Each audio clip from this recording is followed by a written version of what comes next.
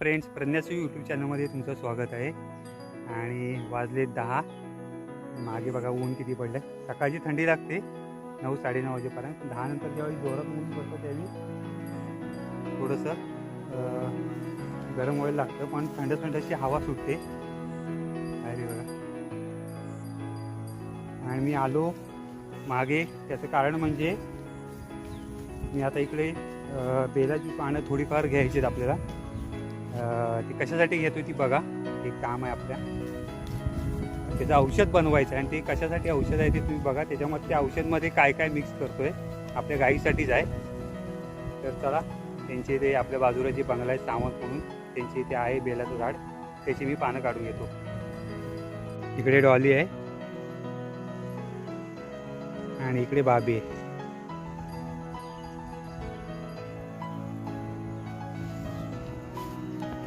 तर आपल्याला गेट त्यांचा त्या बाजूला आहे तिकडे, तर आपल्याला पूर्ण फिरून जावं लागेल. तर मी इकडून जरा शॉर्टकटनी जातोय.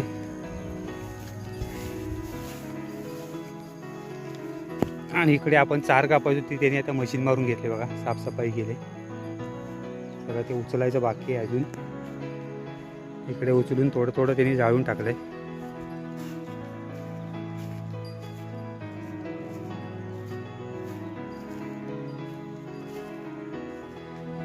तेव्हा इकडे बेलाचं झाड आहे, तर त्याची जरा थोडीफार आपण पानं घेऊया काढून औषधासाठी.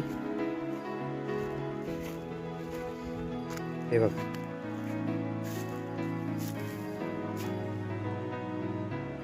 हे बेलाचं झाड आहे. त्याची मी औषधं ही पानं काढून घेतो, नंतर दाखवतो मी तुम्हाला. कारण बेलाच्या झाडाला काटे असतात. हे बघा, असे काटे आहेत. ते पानं काढताना लागतात आपल्या हाताला. असे काटे असतात करवंदाच्या जाळीसारखे. जे करवंद आपण काढताना काटे आपल्याला लागतात तसेच असतात सेम. तर घेऊया आपण काढून. तर एवढी मी पानं काढून घेतलेत. सध्या ते बघूया ह्याचा किती होतोय, जे आपल्याला औषध बनवायचं आहे ते. तर आता हे मी घेऊन चाललो आहे. तर चला, भेटूयात आपण घरी. आणि बाबीला पण आता ऊन लागते, तर बाबी पण आता घरी जायच्या मार्गावर आहे. तेव्हा पुढे पुढे चाललेली. आणि आपला वाडा त्या साईडला आहे. ते आता हळूहळू चरत चरत जाणार घरी.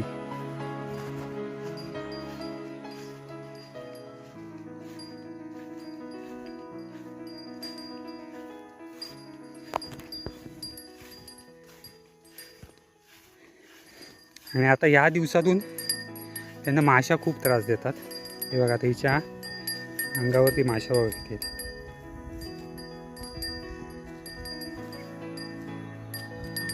या दिवसात माशा खूप त्रास देतात.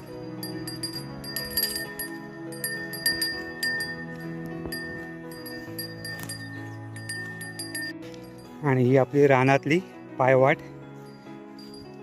गुरांची पण आणि आपली पण. तर चला आता त्या वाटेने जाऊया घरी. गावाला रानातून अशाच वाटा असतात, पायवाटा. इकडे बाबी बघा हजर झाली आपली वाड्यात, माझ्या पाठून झाली. आणि बाबीच्या तोंडातून जे गवत आलंय बाहेरून ते बघा, ही चिंगी खेचून काढलं आणि खायला लागली. तिला बाबी बाहेरून खाऊ घेऊन आले. आणि ही बघा तिची लेग, आणि ही बाबीची लेग आमच्या लक्ष्मीबाई. तिला काहीच नाही. मम्मी तिची एवढे ना.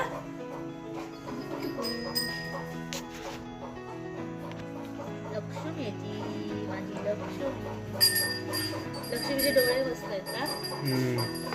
कुठली मी आली की तिला तुझ्यावरती जाम तिचं हे आहे. मी आली की उठणारच ती. काल पण गव्हाणीत जाऊन बसलेली, मी आली तशी उठली आणि बाहेर आली.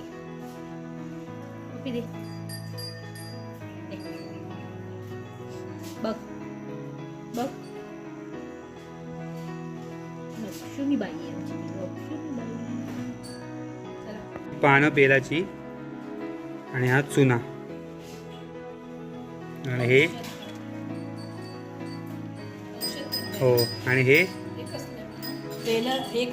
हा खलबत्ता. आता याच्यामध्ये बेलाची पानं एकदम अशी ही करून घ्यायची आहेत आपल्याला, आणि त्याचा असा रस काढायचा आहे. तर चला बघूया. लेपसाठी ना. हां, तर हे मी याचा पूर्ण रस काढून घेतो. गाईसाठी औषध. हां, हे आणि असं हा आपण चुना आहे. घरगुती औषध बनवू शकतो. प्रत्येक वेळेला डॉक्टरला बोलवायची गरज नाही. तर चला हे करून घेतो मी आणि दाखवतो तुम्हाला मी. इकडे बघा काय चाललंय. तिच्या बाजूला बसायची पोटी, हे असं चालू असतं इथे.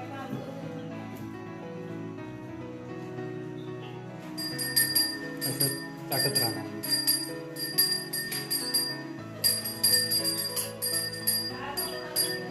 हा हा, 4 आणली, कापून आणली.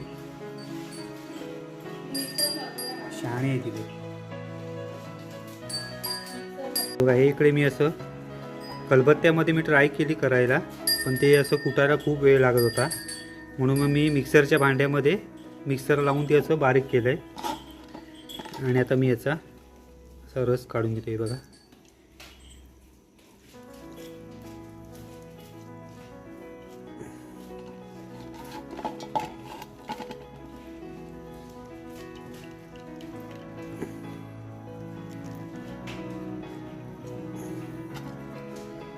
आणि हा चुना याच्यामध्ये मिक्स करतो आणि दाखवतो मी तुम्हाला. हे इकडं असं चुना आणि हे बेलाच्या पानांचा रस असं मिक्स करून घेतलं आहे हे असं. आणि याचा लेप आता आपल्याला गायच्या ओटीला लावायचा. बघा हा पोर्शन आहे ना एवढा सुजला आहे असा, की जेव्हा म्हणजे आपण दूध काढायचा वेळ येतो ना, आता कसं सकाळी आपण दूध काढलं त्यामुळे एवढं दिसत नाही. हा एवढा पोर्शन आहे ना असा सूज आली आहे त्याला. सूज आली म्हणजे सकाळी दूध काढताना आहे ना पूर्ण एकदम असा टाईट होतो. आणि मग दूध वगैरे काढायला तिला देत नाही, थोडं पेन होतं तिला. कारण की ना बाहेर आता रानामध्ये काय असं मच्छर वगैरे चावतात ना. हा, माशा एकदम त्या टोकदार असतात ना, त्या एखाद्या वेळेस नसेला वगैरे चावले असतील, त्यामुळे ते सुचतं. तर हा असा घरगुती लेप केलाय. बेलाची पानं आणि चुना. चुना थोडा कमी प्रमाणात यूज केलाय, जास्त नाही घेतलाय कारण गाईच्या ओठीला लावायचा आहे म्हणून. चुना कसा गरम असतो ना.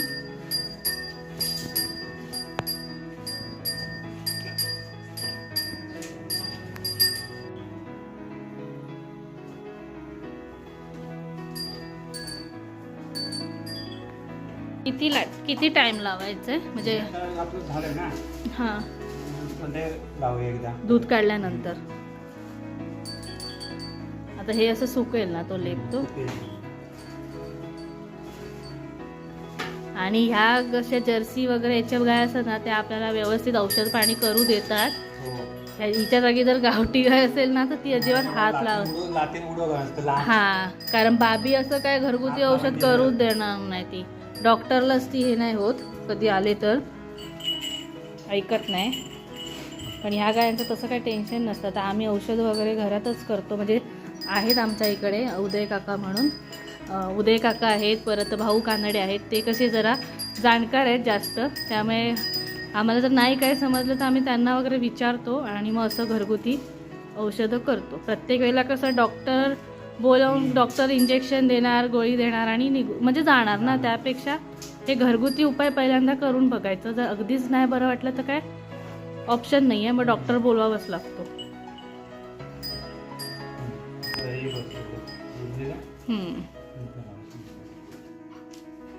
गायींसाठी आम्ही काय काय घरगुती औषधं वापरतो तर ते सुद्धा आम्ही या व्हिडिओद्वारे तुम्हाला दाखवण्याचा प्रयत्न केला आहे. असं अजून आम्ही जर काय काय अजून केलं तर ते नक्कीच दाखवू व्हिडिओमध्ये. जसं की जखम वगैरे झाली ना गायला समजा, कारण बसून बसून काय बोलतात त्याला, बसून बसून त्यांना असं जखम होते ना, तर त्यावेळेला पण ना आपले काय म्हणतात ते ह्याचे सेल असतात ना घड्याळात वगैरे, आपण ते पेन्सिल सेल यूज करतो ना, ते जुने असतील ना समजा, ते संपलेले वगैरे, तर त्याच्यामधली ती दारू म्हणतात ना, ते पण काढून ते कशामध्ये मिक्स करतात, चुना. हां, त्या ह्याच्यामध्ये पण चुना वगैरे मिक्स करायचा आणि त्यांच्या ते जखमेमध्ये असं लावायचं, ती जखम बरी होते. कारण आम्ही हा उपाय करून बघितलेला आहे. आम्ही बघते बघ अशी बाबी म्हणते बनवत असेल काय गरज आहे. बाबी आणि ते बघत राहतात तिकडे तिकडे. आणि आता सगळ्या गाया आपल्या वाड्यात आलेल्या आहेत. त्यांना तिकडे टाळा लावलाय. काल संध्याकाळी मी इकडे जे आपण काट्या वगैरे लावलेल्या ना त्या सगळ्या काढून टाकल्या आणि ही थोडीशी तुळशीची लाईन पण काढायची, म्हणजे इथूनच पुढूनच ठेवायचे. आणि ह्याला ना मस्त अशी येलो फुलं येतात. अळूची पानं पण आता 2-3च आहेत. एक दिवस त्याची वडी करून टाकायला पाहिजे.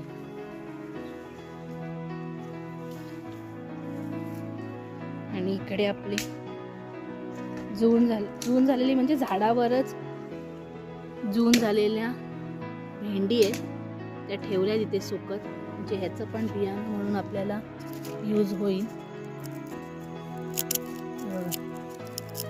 आतमध्ये बिया आहेत, दिसत आहेत का? हे बघा. आणि हे आहेत पालाभाजींचं बियाणं.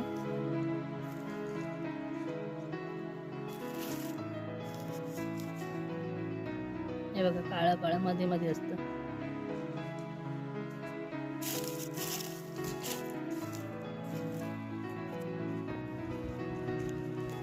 हे व्यवस्थित असं भाजावळ नाही झाले ना अजून, मध्ये मध्ये हिरवं गवत आहे म्हणून ना. तेच ना. इकडे पण सुयोगने लाकडं काढले चुलीला लावायला, बरीच मिळाली. आणि हा आपला ऊस.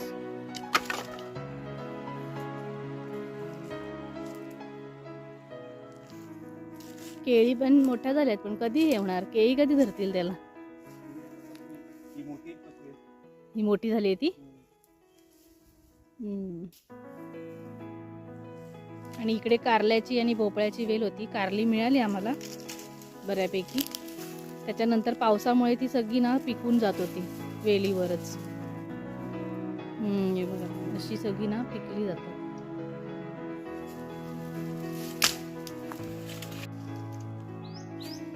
इकडे सर्व चोख केलंय, साफसफाई. इकडे दुसरी केळी लावली ना, ती पण चांगली जगली. त्याच्या बाजूला नाही ना अजून कोंब आले, पण ती व्यवस्थित झाली. आणि हे काय हत्ती गवत? काय हत्ती गवत राहिलंय? तिकडे पण एक राहिलं ना केळीच्या पाटी. आणि चहाची पात आहे.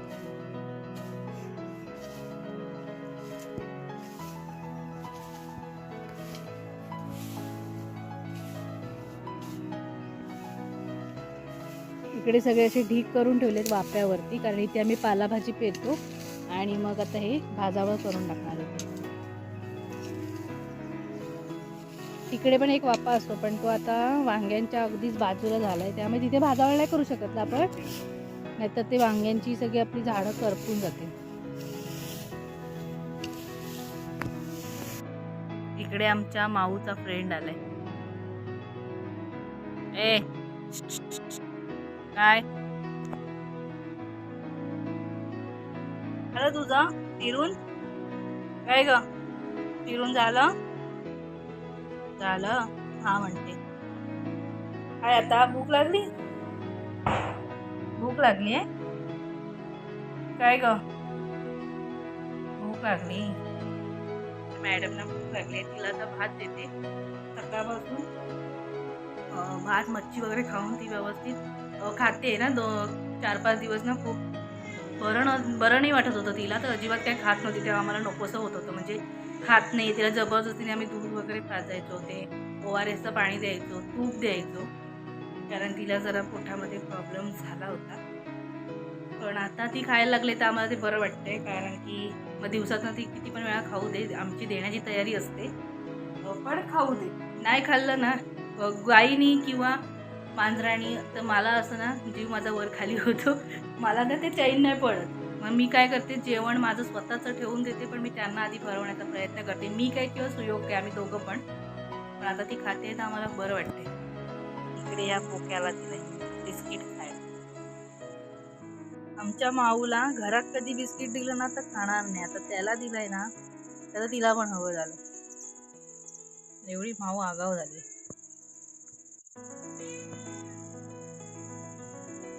ही बघ गेली जा.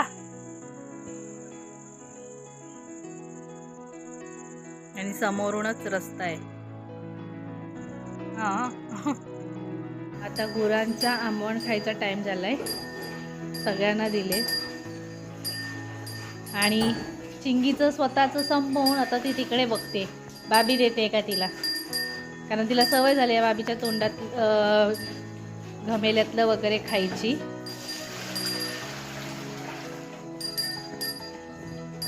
आणि आंबवण खाऊन झाल्यानंतर पाणी पण त्याच्यातच देतो.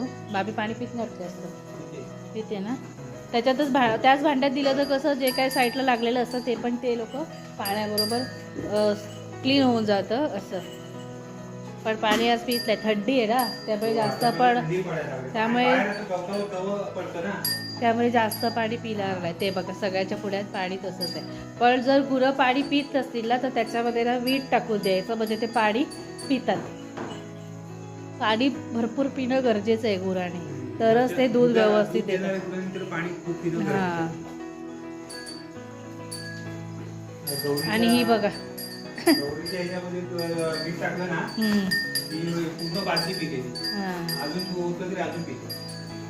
आणि माऊ आमची इकडे झोपली आहे. माऊला आता बरं वाटतंय, कारण आजपासून आम्हाला चावायला पण लागली आहे ती, म्हणजे खेळायला पण लागली, म्हणजे समजायचं की माऊ ठीक झाली. गौरी आणि वसूने आले, ते लोक आरामात येतात, भरपूर वेळ चरत असतात संध्याकाळचं, त्यामुळे त्यांचं आंबवण पेंडिंग आहे. ते हिच्या पुढ्यात आहे, म्हणजे ही काय जरा जरासं आपलं तिला सवय व्हायला पाहिजे म्हणून चाकते ती. आणि हे औषध आम्ही तयार केलं आहे, म्हणजे पेंडा आहे ना तो जाळून पाण्यात टाकलाय, भाताचा पेंडा, आणि त्याचं असं पाणी केलं, म्हणजे गुरांचं वगैरे पोट बिघडलं की हे आपण त्यांना पाडवायची, ही 1 बॉटल एवढी फरक पडतो. हां, वस्तूचं आमच्या ना पोट बिघडलं होतं 2 दिवस, म्हणून आम्ही असा घरगुती उपाय केला आहे, पेंडा जाळून. तिला ते बॉटल ती पीत नव्हती, कारण ती थोडंफार पाणी कडू लागत असेल, पण तिला जबरदस्तीने पाजलं आणि एकाच डोसामध्ये तिला भरपूर फरक पडला आहे. असाच आपण घरगुती उपाय करत राहायचे आपल्या गुरांसाठी. प्रज्ञा इकडे वांग्यांचं वेट करते, सगळी अर्धा किलोच्या पिशव्या बनवते, कारण ती पाहिजे द्यायचे खाली. ऑर्डर आले वांग्यांची. आज जवळजवळ आम्ही 4-5 किलो तरी वांगी काढली एकदम. त्याच्या आधी आम्ही 2.5-3 किलो काढली होती 5-6 दिवसापूर्वी, आणि आज बरोबर 5-1 किलो तरी झाली बरोबर. तर त्यातले आम्ही 2 किलो गेलीत दुपारी, आणि आता ही आम्हाला 2.5 किलोची परत द्यायची. हां, आणि आम्ही असा छोटासा काटा घेतलाय, छोटासा आपला 10 किलोपर्यंत याच्यावरती आपण वेट करू शकतो. इकडे अर्धा किलोच्या 2 झाल्यात पिशव्या.